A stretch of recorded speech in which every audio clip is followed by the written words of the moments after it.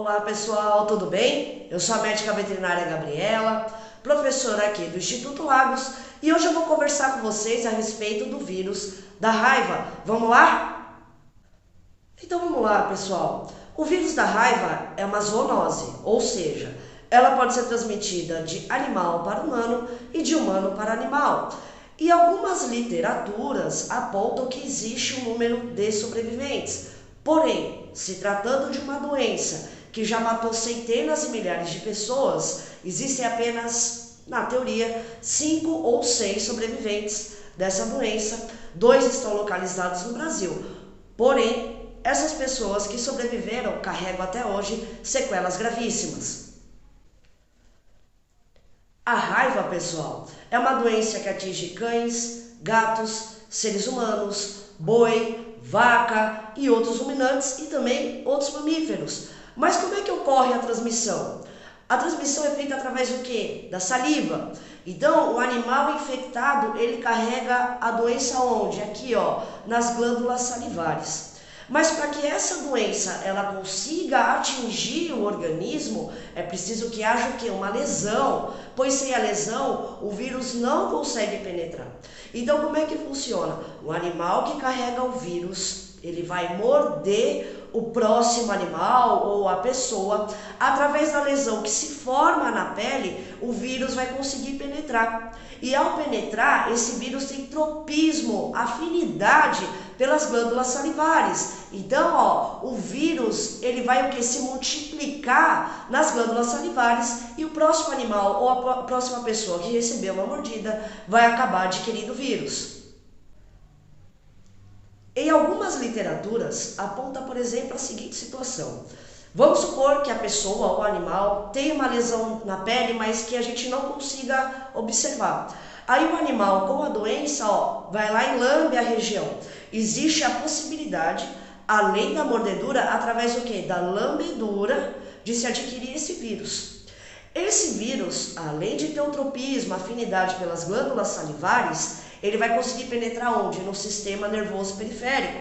No próximo vídeo eu converso com vocês sobre o sistema nervoso periférico, tá bom? Então, ao se instalar no sistema nervoso periférico, esse vírus vai conseguir caminhar e atingir nervos, neurônios e também, principalmente, o sistema nervoso central.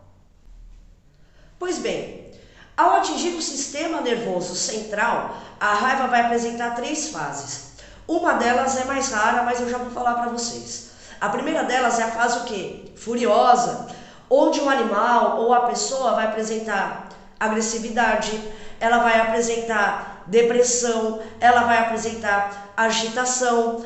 Esse vírus, ele consegue levar o paciente a óbito de 1 a 4 dias e no máximo 10 dias, ou seja, ele é um vírus extremamente rápido. Quando esse vírus consegue atingir o sistema nervoso central, a possibilidade da pessoa conseguir se curar, da pessoa, do animal, é extremamente baixa, praticamente nula. E como eu já havia dito, quando sobrevive, as sequelas são muito severas, tá? Então, além dessa fase furiosa, o seu nome popular raiva, existe a fase o quê? Paralítica. Como o nome já diz, o animal ou o paciente não consegue se mover e ele pode apresentar, por exemplo, a hidrofobia. O que é a hidrofobia? A hidrofobia ela é o medo de água. O que acontece? Por conta dessa fase paralítica, o animal ou a pessoa não consegue o que? Deglutir. Então, ó, esse movimento de engolir vai ser o que? Um movimento dolorido. Então, é como se no cérebro ativasse o seguinte, ó, tá chegando água, se você tomar vai doer, então não chega perto da água. Então, o paciente se recusa a tomar água, ele sente medo, justamente por conta dessa dificuldade de deglutição. Outra fase também, geralmente em pacientes humanos, consegue se perceber mais, é a fotofobia. É literalmente o medo da luz, a luminosidade, ela é o quê? Dolorosa. Então os pacientes humanos, eles costumam o quê? A ficar em quartos escuros. Outra situação dessa fase paralítica é a salivação, uma característica que todo mundo conhece. A pessoa que pega raiva, o animal que pega raiva, ele fica espumando. Por quê? Como eu disse, nessa fase paralítica existe a dificuldade da deglutição. Então, assim como a água, o animal, o paciente não consegue engolir o quê? A saliva. E essa saliva está cheia de vírus. Essa saliva acaba ficando o quê? Grosseira. E pelo fato de não conseguir engolir a própria saliva, ela acaba o quê? Se acumulando. E o animal, a pessoa, acaba fazendo o quê? Babando. A terceira fase, pessoal, que é a fase que a gente considera uma fase extremamente rara, é a fase o quê? Intestinal, onde o animal pode apresentar vômitos e diarreia. Independente de ser a fase agressiva, a fase paralítica, essa fase rara, essa fase clínica, todas essas fases, o paciente, em sua grande parte, quase 100% aí, lembrando que existem 5 a 6 casos aí de sobrevivência, o paciente vem a óbito. Qual que é o tratamento para essa doença? Infelizmente não tem um tratamento, tá? Então vamos puxar aqui para nossa área, para a área pet. Então o cão ou o gato que adquirir essa doença, então assim, no período de praticamente aí 10 dias, se já for feito aí o diagnóstico diferencial e o animal só evolui para características da raiva, esse animal será eutanasiado, para diminuir o sofrimento e também para que não haja o quê? Novas contaminações, tá? Então, qual que é a maneira preventiva contra a raiva? Pessoal, não tem segredo, é vacinação, tá? Então, o animal, a partir do 4º mês de vida, o cão ou o gato, eles já estão aptos aí a receber a vacina antirrábica. Então, o animalzinho faz a vacina antirrábica a cada ano, tá? É uma dose por ano. Essa doença ela já está controlada graças às campanhas de vacinação. Hoje em dia a gente tem menos animal errante, né? Que são aqueles animais que andam por aí.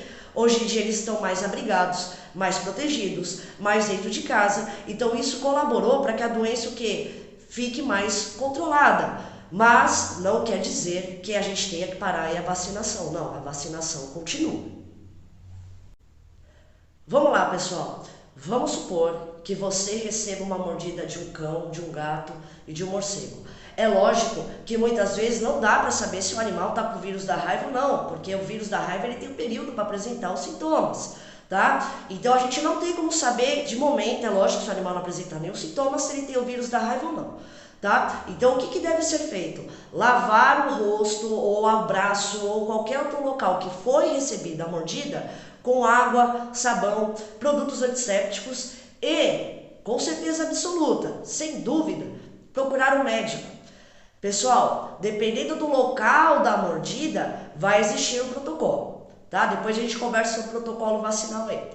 Outra coisa que deve ser feita é observar o animal, se possível, porque tem muito animal que às vezes é errante, vai embora, né? Você não consegue observar. Mas, se possível, observe esse animal no período de 10 dias para ver se ele vai apresentar alguns sintomas que a gente já conversou, salivação, paralisação, agressividade, tá? Esse período de 10 dias é suficiente para ver se o animal vai apresentar algum sintoma ou se ele virá a óbito. Tá bom? Tudo isso deve ser relatado para o médico. Tá bom, pessoal? Então, até o próximo vídeo. E para você que tem interesse na área pet, na área veterinária, venha conhecer os cursos de auxiliar veterinário aqui do Instituto Lagos. Tá bom, pessoal? Então, muito obrigada e até o próximo vídeo.